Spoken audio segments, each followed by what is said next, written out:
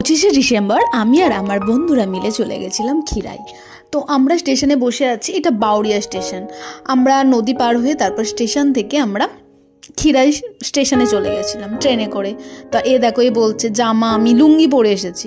তারপর এটা দেখো ট্রেনের মধ্যে সিট পাইনি বলে বসেই পড়েছে, ঠিক আছে। আর এই যে এনাকে এনেছি আমাদের ব্যাগের দায়িত্ব দিয়ে রাখার জন্য, সবার ব্যাগ ধরে বসে আছে, ঠিক আছে।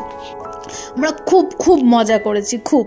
তো তারপর আমরা ফাইনালি পৌঁছে গেছিলাম, গিয়ে দেখো একটা চাদর বিছিয়ে তার উপরে বসে নদীর ধারে আমরা বিভিন্ন সব খাবার বানিয়েছিলাম, পরোটা, আলুর দম, ডিম, সব কিছু, রাইস, এইসব সব কিছু, স্যালাড, সব কিছু এরকম নিয়ে আমরা নদীর ধারে খেতে বসে গেছিলাম। দারুণ মজা করে খেয়েছি, কিন্তু ওদিনকারে যদি একটু সানি ওয়েদার হতো আরও বেটার লাগতো, ঠিক আছে।